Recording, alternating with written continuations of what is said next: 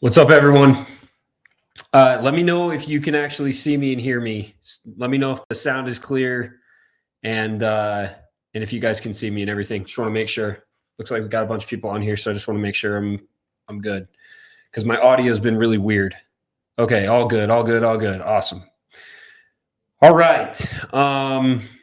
Let me just pull this up really quick, and then we're gonna get going because I got a lot to talk about. And by the way, sorry if I sound like I'm a little like raspy. I think I'm just starting to get a cold, so it is what it is. But I just wanted to jump on here and record a little stream because what we're seeing is actually freaking crazy right now.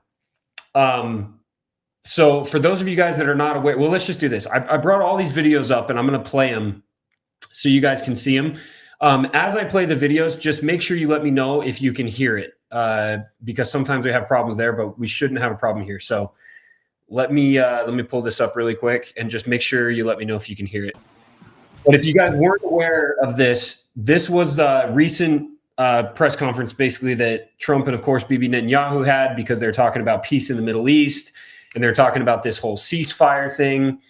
And just watch.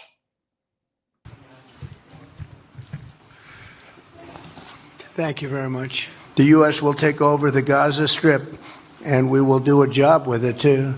We'll own it and be responsible for dismantling all of the dangerous unexploded bombs and other weapons on the site, level the site and get rid of the destroyed buildings, level it out, create an economic development that will supply unlimited numbers of jobs and housing for the people of the area. I do see a long-term ownership position, and I see it bringing great stability to that part of the Middle East and maybe the entire Middle East. President Trump is taking it to a much higher level.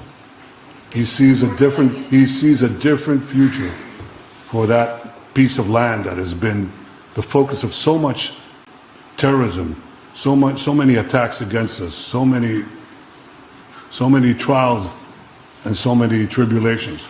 He has a different idea. And I think it's worth paying attention to this. We're talking about it. He's exploring it with his people, with his staff. I think it's something that could change history. So I got to go back really quick and just tell you guys. So that wasn't the most recent press conference. That was actually one that happened back in February. But I want you to think about what happened. I want you to think about what they were talking about. They're talking about taking over the Gaza Strip. They're talking about the United States taking over the Gaza Strip. Now, for those of you guys that are not aware of this, there has been a plan in place to turn the Gaza Strip into a massive luxury tourist destination. Like, that's not a lie. It's real. It's 100% real. And that is literally freaking back in February that this was said. Okay. So now I want you to consider all the things that are happening right now, right? Consider what's going on right now. And just think about what that could potentially mean when you have President Trump and Bibi Netanyahu in February talking about the fact that the United States is going to take over the Gaza Strip. Now, we know that Israel has basically bombed the hell out of all of Gaza, and now they've moved into Gaza City. Well, the other thing I wanted to bring up today was the most recent press conference. So that's what I was trying to find, and I think I pulled up the wrong one. So just give me a minute because I have all these here. And just bear with me. They're in these like weird orders. But basically what happened was Trump said that they finally reached a deal with all the Arab nations. And they finally came to a ceasefire deal and Hamas was going to give up the hostages and everything was good. Little do many people know that Bibi Netanyahu actually changed that deal the very last second before it got sent through. And so even though all the Arab nations were on board prior to that, once they found out the changes that Bibi made, all of a sudden now they were less supportive. Not only that, Bibi Netanyahu himself said this after Trump basically went through his whole spiel about how there's going to be peace in the Middle East and Hamas are going to give back the hostages and blah, blah, blah. This is what this freaking psycho said. By the way, to the world standing next to the leader of the free world. And understand that we're giving everybody a chance to have this done peacefully, something that will achieve all our war objectives without any further bloodshed. But if Hamas rejects your plan, Mr. President, or if they supposedly accept it and then basically do everything to counter it, then Israel will finish the job by itself. This can be done the easy way, or it can be done the hard way, but it will be done. We prefer the easy way, but it has to be done. All these goals must be achieved because we didn't fight this horrible fight, sacrifice the finest of our young men to have Hamas stay in Gaza and threaten us again and again and again with these horrific massacres. It's insane to me. First of all, we've already talked about this fact. The fact that this guy has been to the White House, I think 4 times in the last couple months. He's addressed our nation. He's addressed us. He's addressed America like 6 times. No other leader in the freaking world does that. And it's like everybody just kind of like, oh, that's fine. It's totally normal. It's not normal. It's especially not normal when he's standing right next to President Trump and he's saying, listen, we're giving them a chance. We're giving them a chance to make this deal. This is the deal that we want to make, blah, blah, blah, blah. But if they don't accept it, by the way, we're just going to go do it anyway. We're just going to go take them out anyway, because that's just what we're going to do. Like right next to the president of the United States, he's basically saying, listen, this is the deal. But at the end of the day, if Hamas rejects the deal, we're going to just bulldoze the deal anyway. And we're just going to go take them out. And it's like, okay, that's enough plausible deniability for them to say that, right? Because all they have to do now is say, well, Hamas rejected the deal. But see, here's the thing. Hamas didn't reject the deal. Hamas said that they were going to release the hostages. And what's going on right now? Well, let me show you, because this has been going on all day.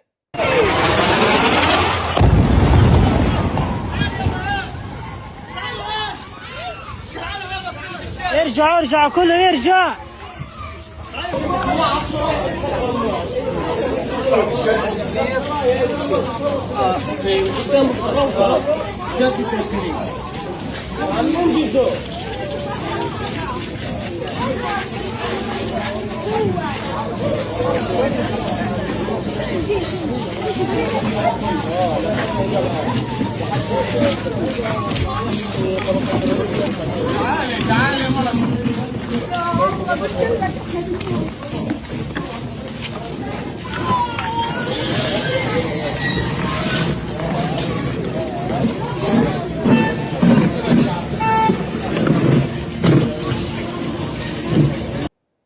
And there's more videos than that. I just couldn't find them all, or I couldn't put them all on here, but you guys can literally go look them up. I mean, just go look at any of the videos that are coming out of Gaza right now. And no, it is not just Hamas propaganda.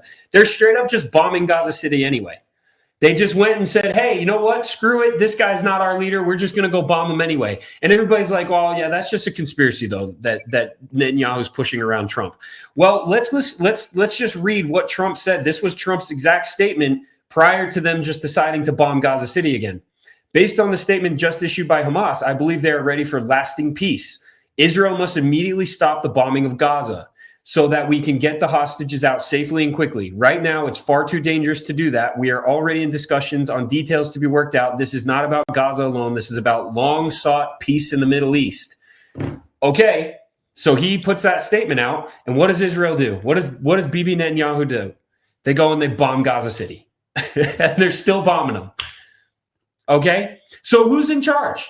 You know, this clip is also starting to make a lot more sense. How many of you guys have listened to Tucker Carlson? Everybody wants to call Tucker Carlson crazy. They want to say he's controlled opposition, blah, blah, blah, blah, blah, when he seems to be one of the only ones that's actually going against this. Running around, this is a fact. I'm not guessing about this because I talked to people he said it to, is running around the Middle East, his region, and his own country and telling people point blank, just stating it, I control the United States. I control Donald Trump. He's saying that. And I dare them to say that's not true. Bibi, not the nation of Israel, not Israelis, and certainly not Jews, whatever that means. The leader, the secular prime minister of a country is doing immense harm to Donald Trump's presidency, to the United States, and to the world. This is an unbalanced person whose only real concern is for himself. He's meddling in an extensive way in American politics. He's loathed by the entire world. He needs the United States, and yet at the same time, he has this patronizing attitude toward Donald Trump, demeaning Trump to people Trump knows. Separating from Bibi immediately, I think, is an essential next move. But objectively, that is absolutely necessary, and very soon, because he is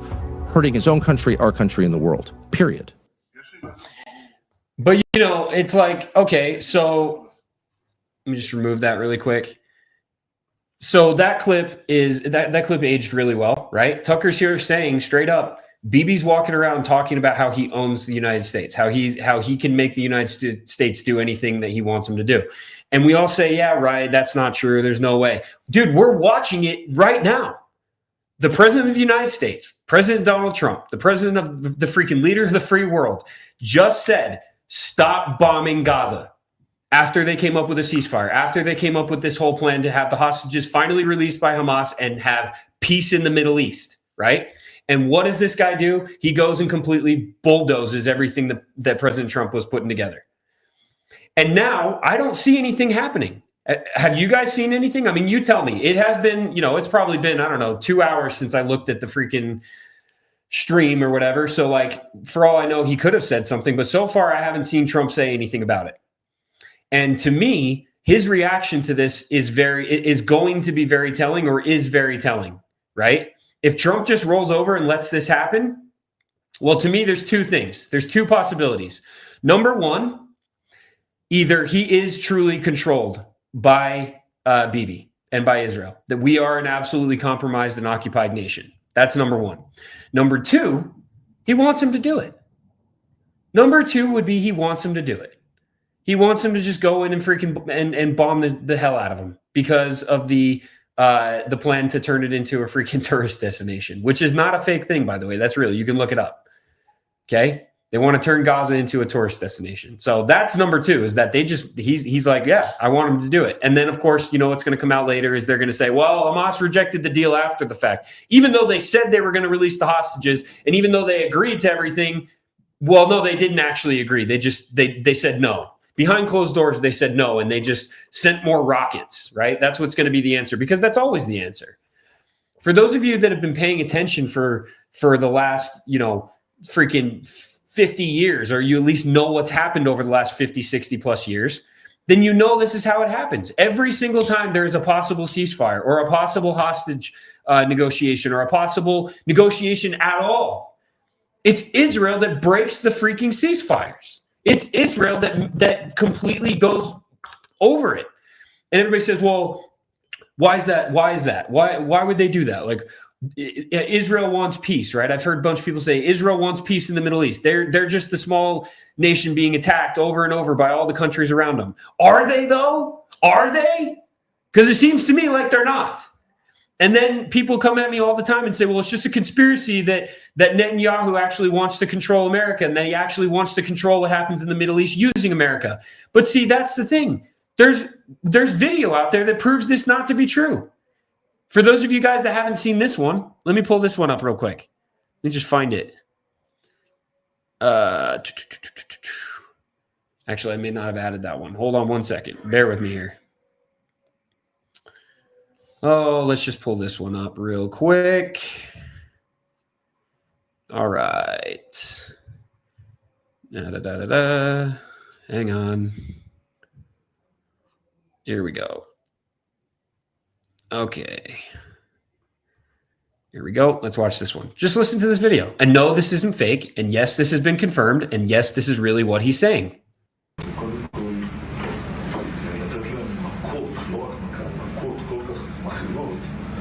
שהמחיר יהיה כבד מנשוא, כרגע המחיר לא כבד מנשוא, אבל זו התקפה רבת היקף על הרשות הפלסטינית. להביא אותם לפחד שהכל מתמוטט. לא פוחדים, צוחקים להם, יראו לנו לתוך האישות וצחוק פחד שהכל ופשוט הם לא פוחדים לצחוק. זה מה שמביא אותם ואז רגע, אבל אז שוב פעם העולם יגיד מה אתם פוגשים. אתה לא מפחד מהעולם, ביבי. במיוחד היום עם אמריקה, אני יודע מה זה אמריקה. אמריקה זה לא שאפשר להזיז אותו בקלות, להזיז לכיוון הנכון. לא יכניעו לו. אז שאם אנחנו עושים איזה משהו, אז הם... יש שווה, אז נניח שהם אומרים משהו. אז אמרו, 80% מהאמריקאים תומכים בנו. זה אבסורד. לא פחדתי להתעמת שם.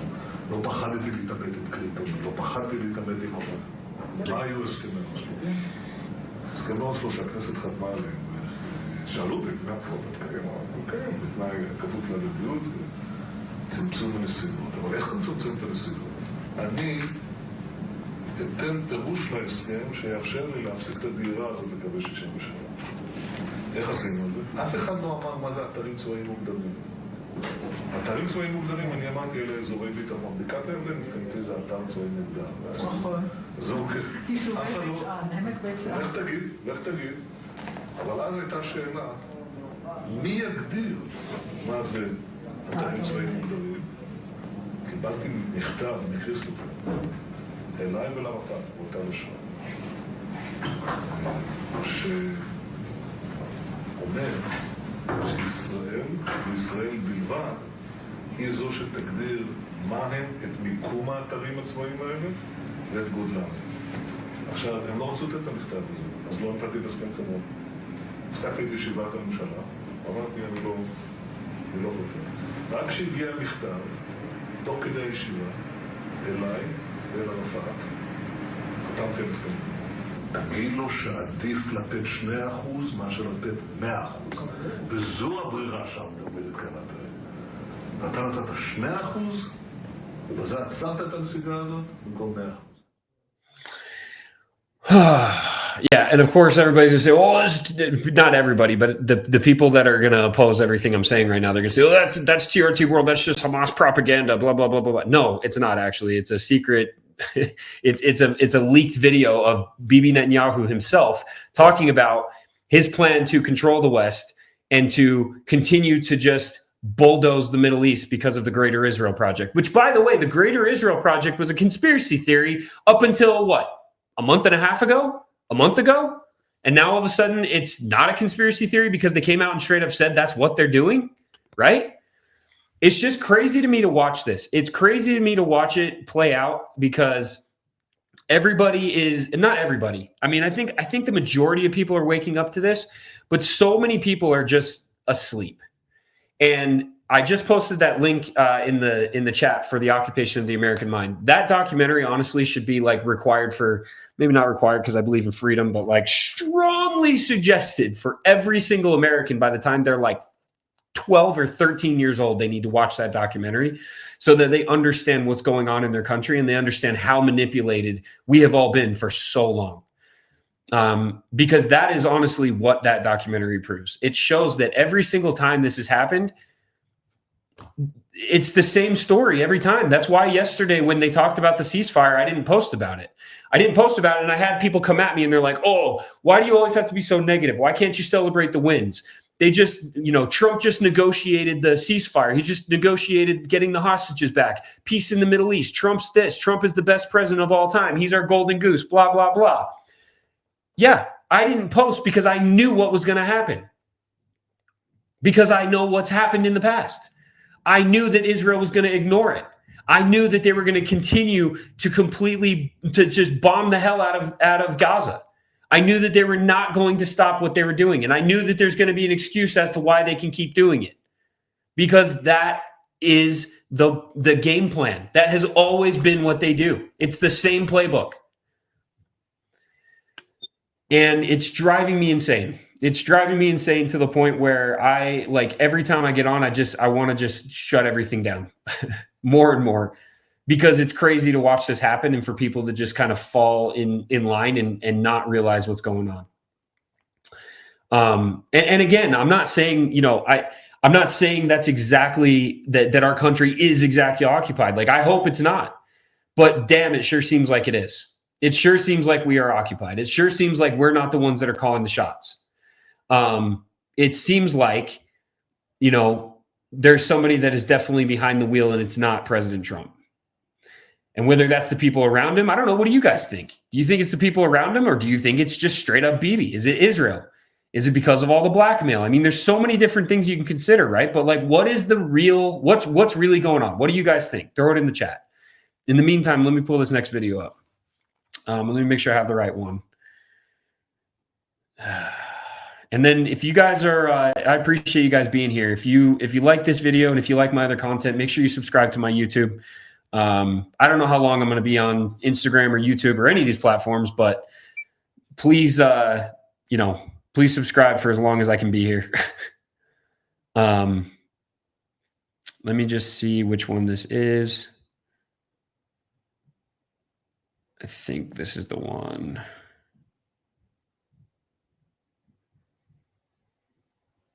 Oh yeah, here it is. Here it is. Okay.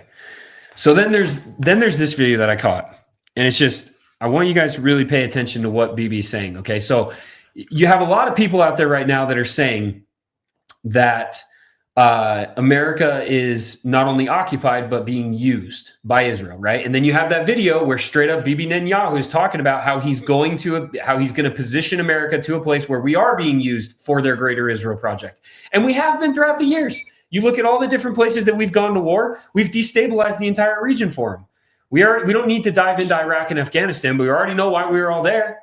So now let's just watch this video. It's really, really interesting what he says about America. And I don't know how many people caught this, but watch this video. I'm not even sure when this was from. I think this is fairly recent, but watch. Americans know that Israel and the United States share common values, that we defend common interests, that we face common enemies. Iran's leaders know that too. You know, for them, you're the great Satan, we're the little Satan. What?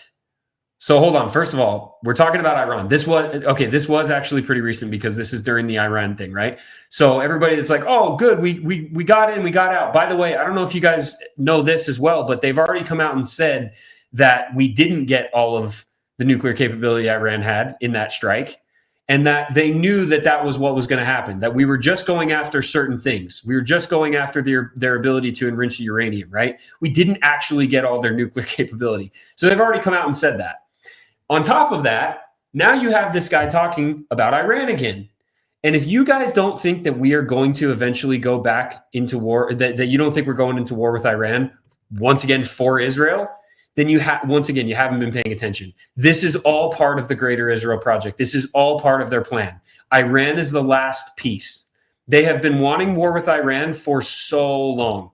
Let's continue to watch that. Just pay attention to what he says. So he said, we are greater Satan and they are little Satan, right?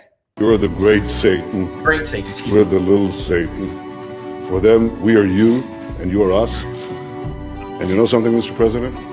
At least on this last point, I think they're right. We are you, and you are us.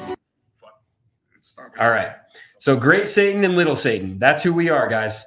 That's who we are to Israel and Bibi Netanyahu. We are great Satan and they're little Satan. Isn't that convenient? Isn't it convenient that we are the greatest enemy? Well, of course, because Israel's our greatest ally, right? Israel. How would Israel be our greatest ally if they didn't position us as the worst enemy of their enemy? Right? I think the statement goes something like, keep your friends close, but keep your enemies closer. Is that right? Something like that? Or am I crazy? Am I just a conspiracy theorist, guys? What do you think? Oh, man. There's one more video I need to pull up and you guys got to watch. It's right here. And this is the one that kind of puts the nail in the coffin for me. Every time I see this, I'm like, I don't know how anybody else can see what this guy is doing and say, that's not what he's doing. I mean, I said this on a video recently on my Instagram. I said, they're basically telling us to look at a purple wall and say, no, it's yellow. And it's like, is it though? It's not. It's purple. It's clearly a purple wall, but okay. Anyway, here we go. מסר ברור לאותם מנהיגים שמכירים במדינה פלסטינית לאחר הטבח הנורא ב7 באוקטובר. אתם מעניקים פרס עצום לטרור. ויש לי מסר נוסף עבורכם. זה לא יהיה. לא תקום מדינה פלסטינית ממערב. Sorry, what? There will not be what? I'm sorry. Can someone refresh my memory as to which organization it is that supposedly is constantly talking about eradicating another people, right? From the river to the sea, we hear that all the time. Hold on a second. Did he just say what I think he said? Let's go back. Let's rewind that. ויש לי מסר נוסף עבורכם. זה לא יהיה. לא תקום מדינה פלסטינית ממערב לירדן. There will not be a Palestinian state west of the Jordan. Okay. במשך שנים אני מנעתי את הקמתה של מדינת טרור זו מול לחצים Wait. For years he's done what? For years he's prevented it? Okay. אדירים, גם מבית וגם מן החוץ. עשינו זאת בנחישות ועשינו זאת בתבונה מדינית. לא כל שכן. הכפלנו את ההתיישבות היהודית ביהודה ושומרון ונמשיך בדרך זו. המענה לניסיון האחרון לכפות עלינו מדינת טרור בלב ארצנו, המענה הזה יינתן לאחר שובי מארצות הברית. תמתינו. Okay. So this video, in case you didn't catch it, that was an address that he made before he came back from the last visit to the United States. And again, guys, like, unless I'm just absolutely retarded, to me, it sounded like he literally just said, everything we're talking about, we're not going to do, right? We're not going to give the Palestinians a state. There will be no Palestinian state.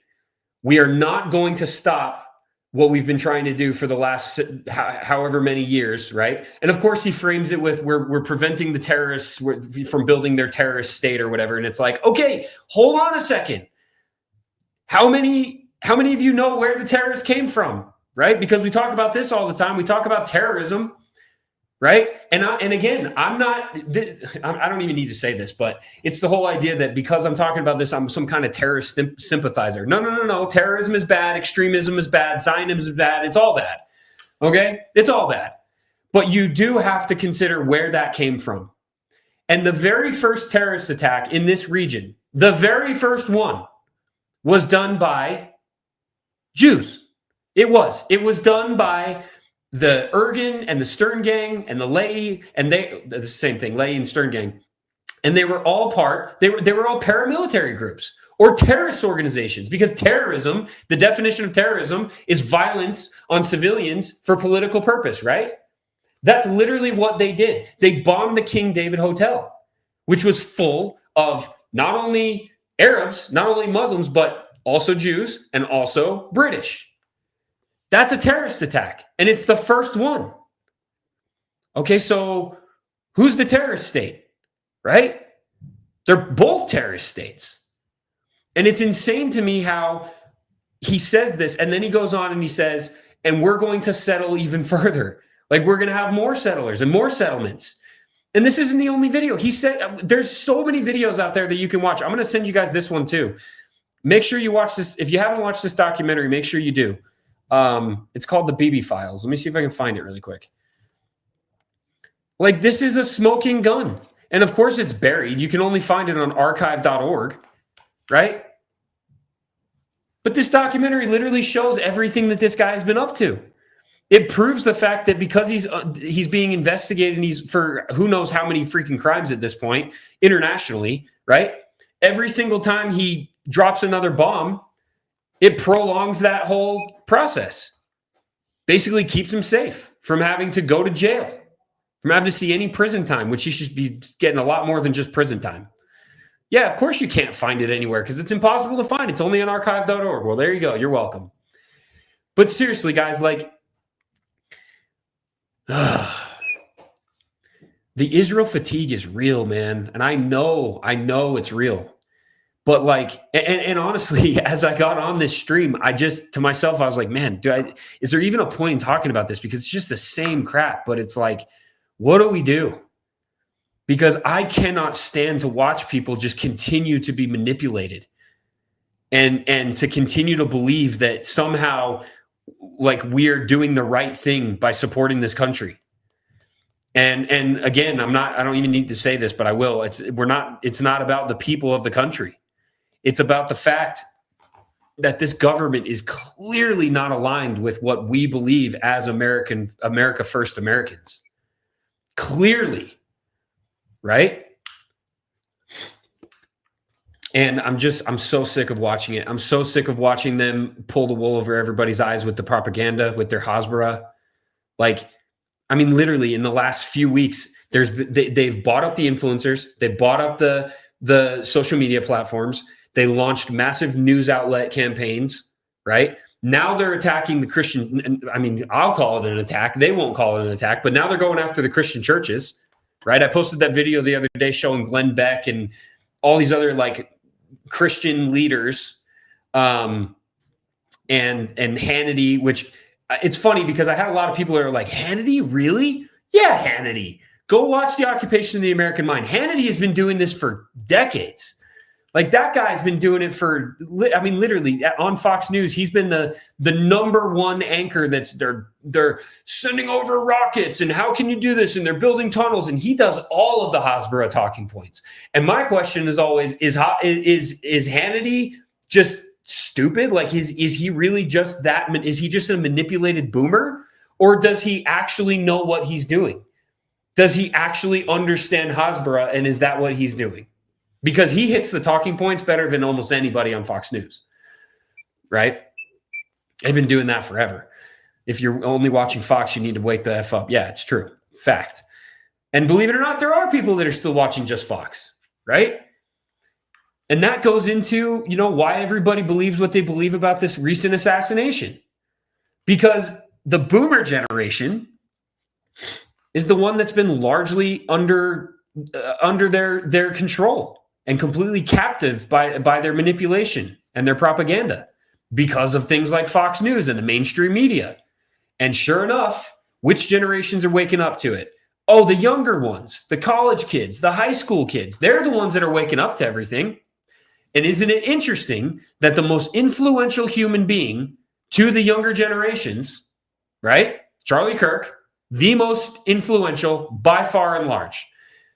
And this is another thing I don't think people were paying attention to. He wasn't only getting to the college kids, guys. He was literally, I don't know the exact number, but they were about to go into thousands of high school chapters. They were about to have thousands of high school chapters. So this guy wasn't just influencing college-age kids. He was about to influence high school-age kids. So now you're talking about two generations that weren't going to be indoctrinated like the other generations have been. And you think they could have that happen? Hey, look, I'm just a conspiracy theorist. Nobody actually knows what's going on, but damn if the dots don't line up, if the dots don't connect, right? Just saying. And when I consider these things, I always look to what makes sense logically. Who stood to gain the most? Who stood to gain the most as far as money goes, control, power? Who? I think the answer's pretty clear. I could be wrong, right? If it walks like a duck, exactly. So, we have got to wake up to what's going on, and we have to realize that, it's also frustrating because then I have people who are like, well, what do we do? What do we do? While I think it's important that we continue to raise awareness because we have to wake people up, people have to understand what's going on. And then those people that wake up, you have to also do what it takes to raise awareness and wake people up. Okay, every single one of us who have platforms, I got almost 600 people on the stream right now. That's amazing. And just so you know, I started with nothing. People like me started nowhere. We started with 0 followers. Okay, so it's like all these people are like, well, I don't have a voice. I don't really have a big platform. I can't do anything about it. You absolutely can. You got to start somewhere. Just start talking. If you know what's going on, it is a responsibility to spread that. It is a responsibility to talk to everybody you know and help them realize what's going on too. With awareness comes responsibility. That is your responsibility, to speak up, to wake up the masses, to help them realize what's going on. I hate that statement, we are all Charlie, because I don't think that's true. None of us are Charlie. Charlie was Charlie, okay? But we absolutely can pick up that mantle of actually caring about the truth, because I do believe that Charlie cared about the truth. I think he was manipulated in a lot of different ways, like anybody else was. But as you saw towards the end, he definitely was starting to wake up, and he was absolutely the type of person that was starting to try and wake people up. And he wanted to have those conversations, and he wanted to talk across the aisle, and he wanted to do it peacefully, right? So if you're listening to this, 600 people almost, and you're not speaking up, why? What are you afraid of? What are you afraid of losing? Because guess what? Whatever you're afraid of losing, you're going to lose anyway if you don't speak up. You're going to lose it anyway. This is no different than COVID, guys. This is no different than COVID. Luckily, we got out of COVID, right? For the time. We got out of it, luckily. Why do you think that happened? You want to know why we actually got out of COVID? Most people don't want to talk about this, but you want to know why we actually got out of COVID? It actually has a lot to do with the Canadians. So my wife is Canadian. My wife is from Calgary. The Canadian convoy was one of the biggest things that pushed the whole world to get out of COVID, to push the organizations and the leadership and everybody that was trying to push that narrative to back it off. This is the truth. It's the reality. They stood up and they actually took a stand, and it worked. A lot of them are suffering for it. A lot of them have a lot of problems now because of it. Their bank accounts were frozen. You know, I know a lot of these people. But the fact is, that is a major reason why we got out of COVID, why the world was able to pull away from that absolutely ridiculousness that we dealt with for years. But guys, this is no different than COVID. We are seeing the same thing happen again, right? People are being put there's fear tactics to make people feel like they can't speak up or they shouldn't speak up because they're going to lose their jobs or they're going to be called this or they're going to be called that. You know how many times I've been called an anti-Semite? I don't give a shit anymore, man. I just don't care. Quite frankly, I don't. Like, excuse the language. I try to keep it clean for everybody, but man, I just don't care anymore, man. I don't. Because I am not anything they say that I am. I never have been. I wasn't a domestic terrorist before. I wasn't a fascist. I wasn't all the things that they tried to call me back in 2020, 2021, 2022, 2023, whatever. I'm not what they're trying to call me now. I'm not. I care about all people. I care about good people. I don't care about evil. And evil comes from every side. That's extremism. That's terrorism. That's Zionism. That's all these different things that seek to take away the freedom of other people. That is evil. Anything that attacks the freedom of another human being is evil. And that is something I don't stand for. Straight up. I'm not anti-Semitic. I'm anti-evil. I'm anti-freaking corruption. And it's on every level. But they use these labels. They use these labels to make people like me not only look bad, but they use them to silence us. These labels are it's just a form of censorship. That's all it is. It's a form of censorship. They create these labels just like back in BLM, right? Just like back when the BLM stuff was happening, all the riots. You were a racist. If you talked about the police, if you talked about backing the blue, if you talked about the small business owners that were black that were being all their businesses were being destroyed by the insane rioters and Antifa and everything else. If you talked about Antifa, if you called out any of the things that went against the Marxist ideology that was so prevalent right then and still is, you were a racist, right? You were a racist. But were you? No, absolutely not. Absolutely not. Is there racism? Yeah. But 99.99999% of this country is not racist. They just don't want the evil anymore. They're sick of it. They're sick of the evil. They're sick of the corruption. And quite frankly, I think I speak for everybody when I say they're sick and tired of their tax dollars and their hard-earned money going to causes that not only we don't agree with as Americans, but causes that are hurting us as Americans. Because what's going on in the Middle East right now, guys, it's not just not okay it's not just the fact that it's not okay to commit a genocide and to be doing what they're doing. It's also not okay that we're involved because you have 50 plus countries that are against it. Well, guess what? When we stand toe to toe with, or when we stand side by side with these people, we're part of it. The rest of the country is looking at America saying, well, they're the ones supporting it, right? Did we get up and walk out of the UN when everybody else did?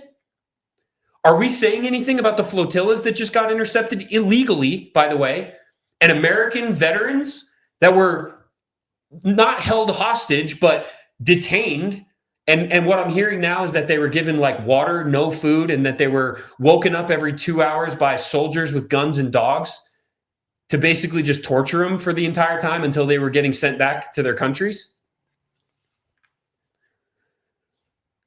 So what does the rest of the world think of people like us when we support it or when we don't say anything about it? These weren't terrorist ships. These were civilians carrying diapers and aid for a captive civilization, a completely captive and occupied society. An entire people that are occupied, that have been for decades. That's all they were doing. And they were illegally intercepted by IDF military or IOF or whatever, and then detained. I don't know, man. I don't know. I'm just tired. I'm tired of it. It just brings me that meme from freaking the movie The Green Mile. I'm tired, boss. I'm tired. It's for me, it's America first. It always has been. America first. I'm not selling this t-shirt. I'm not trying to sell you a t-shirt. I don't even have any more of these. I made one for myself.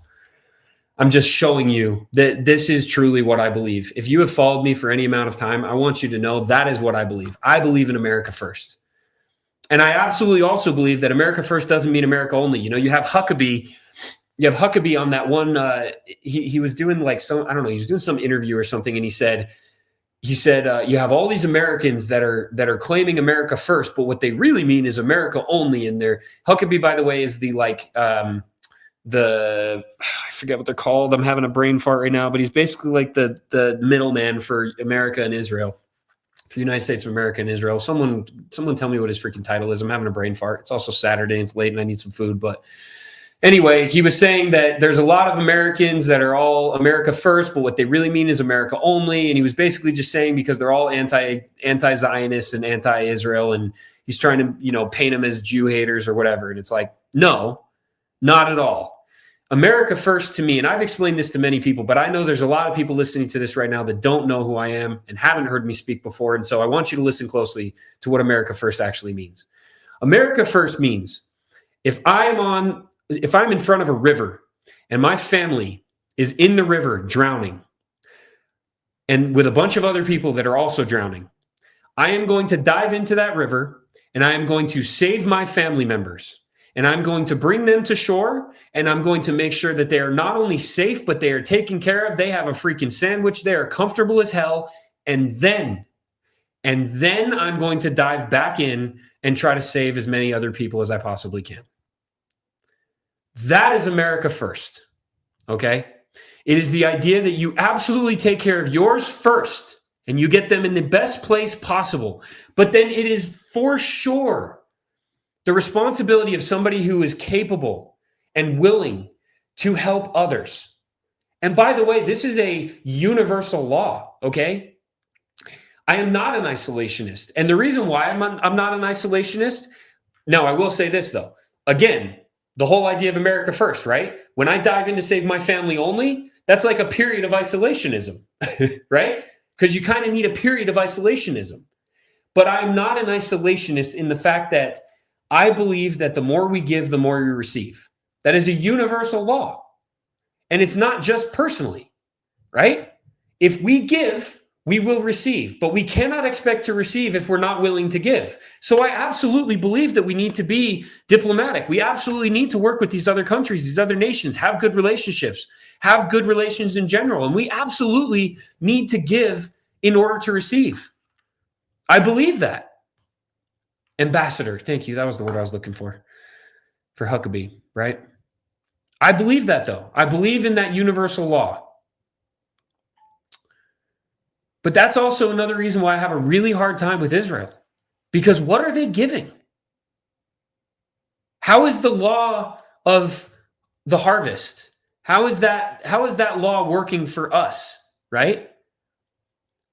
Why? Like, how is that relationship? It seems very, very one-sided. And yet we continue to give.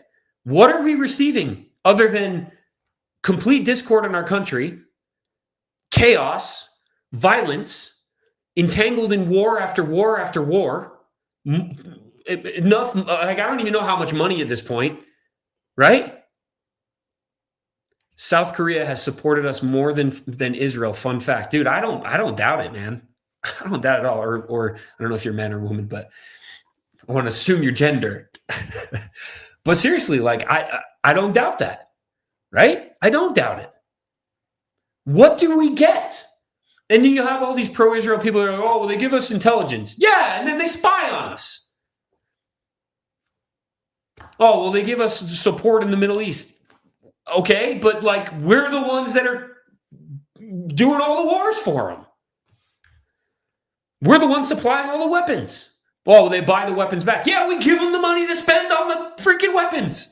That's another argument I never understand, guys. I never understand the argument when people are like, oh, well, of all the aid that we give them, they use that aid to then go and buy our weapons again. It's like, okay, why did we need that? Why did we need that? Why do we need that? Real quick, guys, I really appreciate you guys being on here. Over 700 people. That's awesome. Thanks so much for joining me. I'm assuming a lot of them are coming from YouTube, and I'm really trying to build my YouTube, so I appreciate you guys being here. Please hit that subscribe. Follow me on YouTube, all the things. I don't know how long this is going to last, how long we're going to be here. I know a bunch of X accounts. That's another thing. How many X accounts got their freaking badges taken away yesterday? I think, like, I don't even know the number, but I saw them all day. And that's another thing. It's just, again, it's the logic. It's like, okay, again, I'm not one of those people that subscribes to labeling an entire group of people for the sins of some or even the sins of many. And that goes for Jews, that goes for Muslims, that goes for freaking everybody, right? To me, it doesn't make any sense at all to say that an entire people is this thing, this label, because of some of them or many of them. It just doesn't make sense. Okay, that is just, it's very simple. It's a very simple concept for me. Okay, so what you do then is you identify what is the group of that people that are doing those things, and you go and you talk about that group, right? So, like, okay, why is it that Larry Ellison, who is a staunch Zionist and supporter of the IDF, buying TikTok? Well, right? The Zionists will tell you it's a conspiracy theory and that you're just an anti-Semite, but it makes quite a bit of sense, actually, because now the person who's in charge of all the guidelines isn't even Larry Ellison. It's some other chick. I forget her name. If you guys know it, put it in the chat. But she was a former IDF soldier. And she's deciding what can and can't be posted on TikTok. And now, not only is there someone that has been in the IDF that's deciding what's being posted and what's not, now it's owned by somebody who is a staunch supporter of Zionism in the IDF and the state of Israel. And they've already talked about how they've banned the juice box emoji, where it's like, dude, what are we doing? Why are we allowing this to happen in America? And all of you guys out there that are, well, Trump is our golden goose. Trump is our freaking white knight. No, he's not. No, he's not. Not until he does something about this. Because from where I'm sitting, it's starting to look more and more and more every single day like homeboy is either occupied by him or in cahoots with him. Okay? That's the only way I can see this. I literally just posted a reel on Instagram of Hegseth saying that Americanism and Zionism are the last frontier for freedom in the West or something like that. That Americanism and Zionism are like the poster for freedom. What? What are you talking about? Americanism, maybe, right? Because, I mean, we are relatively more free than everybody else, but Zionism? How is Zionism the poster for freedom? Zionism is literally built on taking somebody else's free agency away because of your personal religious beliefs. The whole idea of Zionism is God told us that this land is ours, even though it's yours, and even though you don't believe in our God or the book that our God said it in, it doesn't matter because that's just the reality. So we're going to come in, we're going to take your land. If you resist, we're going to kill you. Then we're going to call you the enemy, and we're going to say it's your fault that it's happening. Oh, and then by the way, after we've killed you, like it just does that sound like freedom to you guys? Does that sound like something that is cohesive with Americanism? I mean, you know, in some ways, colonialism a little bit. I mean, we can't really go back and undo what happened with the natives, but at the end of the day, at least the natives have citizenship. At least they have the ability to vote. At least they have somewhat of freedom in this country, right? It's absolutely an ethno-supremacy. That's what it is. So how in the world are we talking about it being aligned with freedom? Why is the secretary of the Department of War now, why is he saying that we are aligned with Zionism to the point where they're the frontier of the West, that they're the poster of freedom in the West? What are we talking about? I'll tell you what we're talking about. We are talking about decades and decades and decades of a massive propaganda war that has been waged on us by the state of Israel called Hasbara. And it is being waged as we speak. The influencers that are being paid, the churches that are being paid, the people that are being manipulated, the people that are being blackmailed, the organizations. Every single message that is coming out right now from any source that is not calling what is happening in Gaza what it is, which is a genocide and the ethnic cleansing of an entire people, anything that is saying anything other than that is Hasbara. It is propaganda. And it is meant to garner support from the West because they cannot do what they're doing without our support. And I'm done with it. I'm done. I will be damned if my kids have to live in a world where they are not free, where they can't speak, where they can't pursue the American dream. Guys, how many people can afford a home right now? I saw some video the other day that said that in like 1995, you could, I can't even remember all the things, but it was like a movie ticket was like $250. Now a movie ticket's like $1,250. You could buy a Camry, a Toyota Camry for like 18 grand. Now it's 37 grand. You could buy a home for, 100 grand. Now it's 500 grand minimum.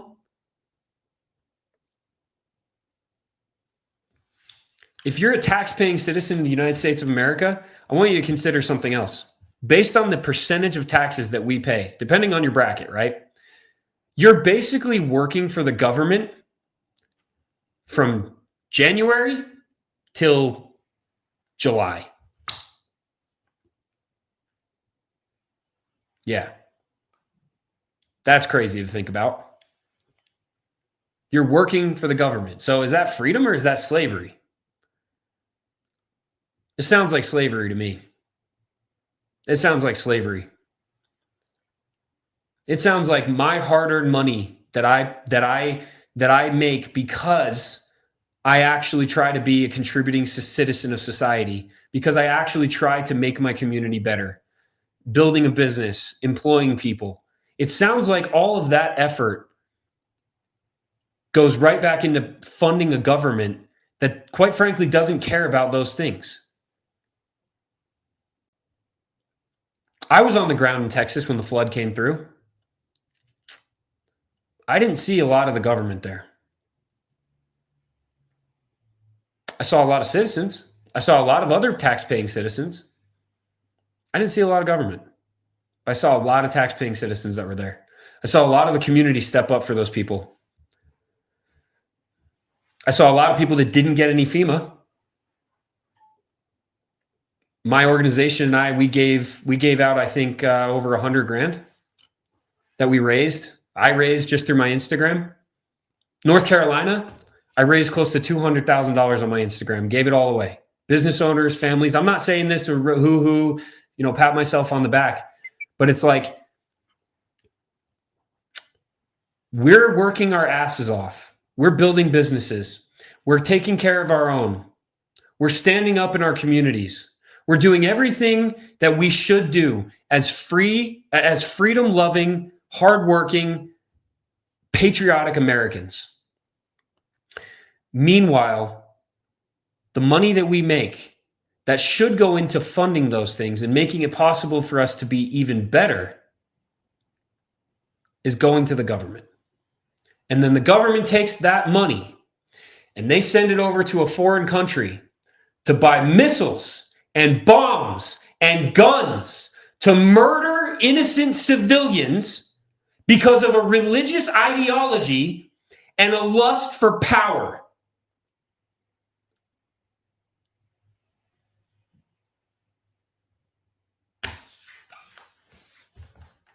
And then when we call it out, we're called anti-Semitic. We're called hateful. We're called Nazis. We're called terrorists. We're called terrorist sympathizers.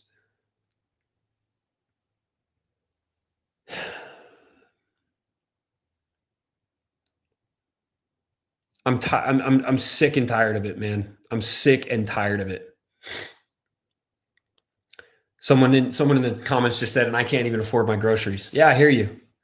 I hear you. I run a business, but like most people don't know how hard it is to actually run a business. I'm not a millionaire, guys. I don't have a single sponsorship right now. I hope to get some as I build this. I really do. If you know anybody, let me know. But I do this for free. I don't get paid. I don't get a single check from social media. I haven't been able to monetize for 5 years. I make enough money to put the food on my table or my kids' table, take care of my family, thank heavens. And I make a little bit extra every once in a while for different endorsements on social media for fitness and whatnot. But all of us are in the same boat, man. All of us. Every single one of us is struggling to build something, to create a life for us and for the people we love. And meanwhile, while we're doing that, it's like we climb a little bit and just get smacked down again, and climb a little bit and get smacked down and smacked down again, over and over and over and over. And who's doing it? Who's doing it? The people that are supposed to be caring about our freedom. The people that are supposed to care about this right here. This is what matters. The Constitution. This is what should matter. Why doesn't it?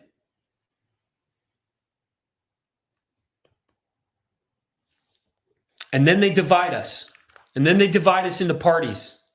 And they divide us into these tribal parties that are so focused and so indoctrinated and so manipulated into believing that these little breadcrumbs that they give us are enough. The little breadcrumbs off the table are enough.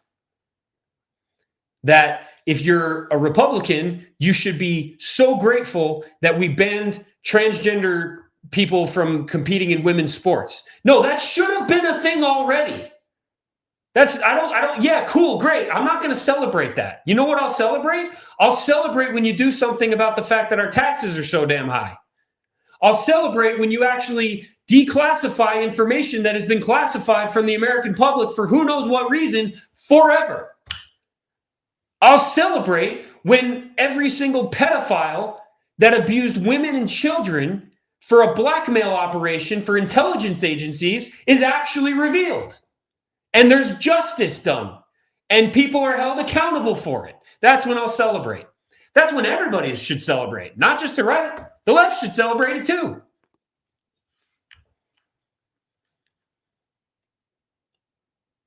And then they'll tell the left, well, be grateful because we got abortion legalized in this town or whatever, right? It's all the same, dude. It's all this same game that they play between the parties.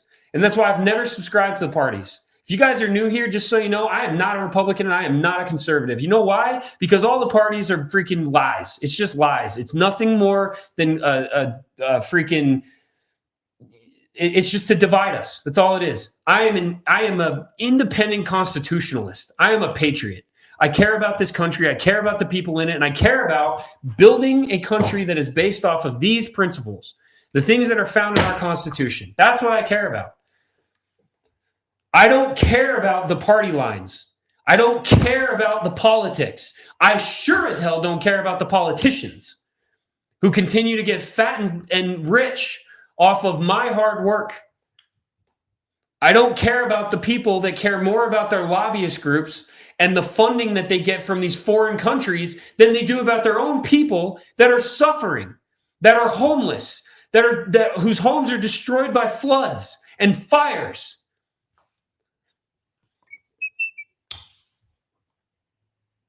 I care about our people. I care about Americans. I care about our country, period. And everyone else should as well. And until we get our people and our country taken care of to the point where we need to be, where we don't have 22 veteran suicides a day, the people that serve us the most, the people that go over and fight these wars, even though 9 times out of 10, they're fighting a war that they don't even need to be fighting. And it isn't for us, it's for the bankers. Or it's for the people that just want it, the politicians that just want to get rich. They go over and they put their lives on the line and die. And then they come back and how are they treated? They're pumped with drugs. They're thrown on the street and they eventually kill themselves. It's horrific. It's awful. It's terrible. It's disgusting. Our cities are overrun with crime. Our schools are full of indoctrination. How many communities are left that are tight-knit, that people can go out and actually trust each other, that are safe? They can leave their cars open at night.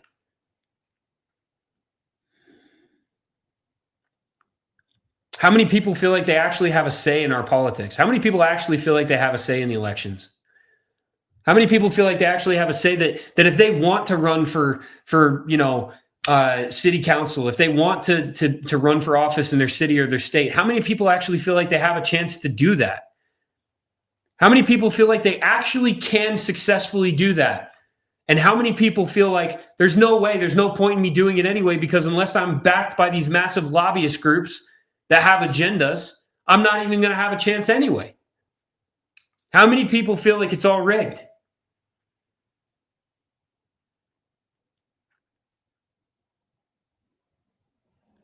You know, this whole thing with Charlie Kirk, like it truly is, I feel, a turning point. Not to be cliche or whatever, but like I really do. I feel like it is. And I feel like unless we can figure this out and unless we really stop, just pandering to one side or the other and giving in to the freaking breadcrumbs that they give off their tables, like nothing's going to change. It's got to change on a massive level, but it's got to change with every person. There's not enough people in this country that aren't apathetic and that aren't entitled and that are willing to actually stand up. And yes, it does start with our families and it does start with our communities, right? We don't have the ability to just change the way the government and Congress and everything else is run. We just don't. It's a reality. Okay. But we do have the ability to influence our families and the people closest to us. And we do have the ability to influence our communities and our cities, but not unless enough of us do it. It can't be done with a few people. It has to be everybody. Everybody has to stand up and finally say, right, left, gay, straight, black, white, Democrat, Republican, none of it matters. All that matters is that we love our country, we love our people, we are sick of being manipulated and controlled by people who don't care about us, and it is time to stick up for us. It is time for us to stand up, come together, and make our families and our communities and our cities and our states better. And man, if we can get enough people to do that, we might actually be able to influence the full system. We might. But the problem has always been that there's not enough people that stand up all at once. And they know that. They know that if they can keep us entertained, that if they can keep us manipulated, that if they can keep us scared, that if they can keep us wanting and needing,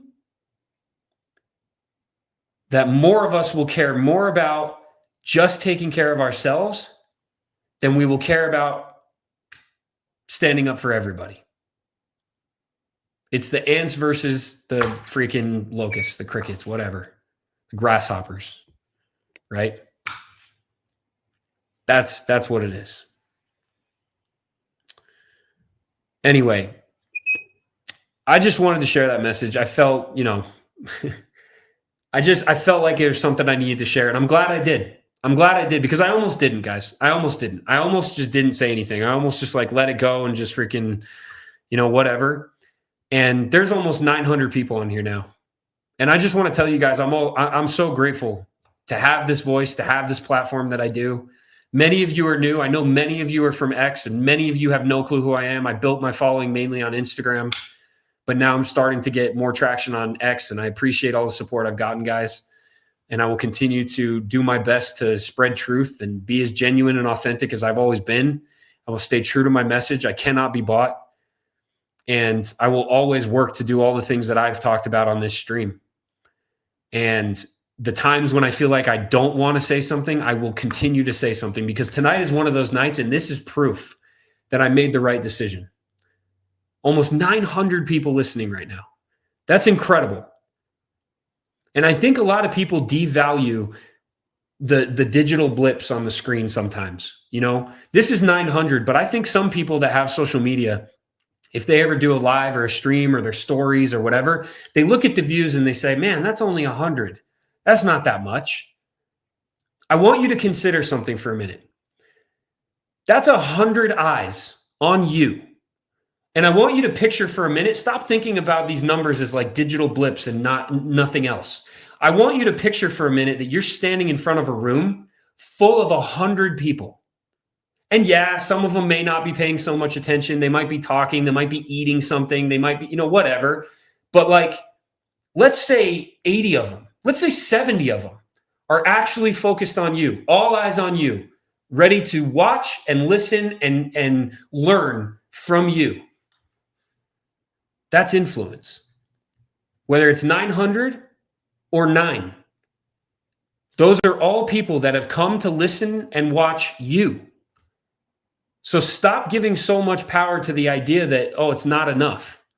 And understand that you can actually make a massive, massive difference. And it may start small, but guys, a room full of 100 people, a room full of 50 people is a lot of people. And now if you're watching this and you have a big platform, like I'm talking a big platform, and you get thousands and thousands and thousands of views anytime you go on, I want you to consider the fact that every single time you turn your camera on, you are filling an arena.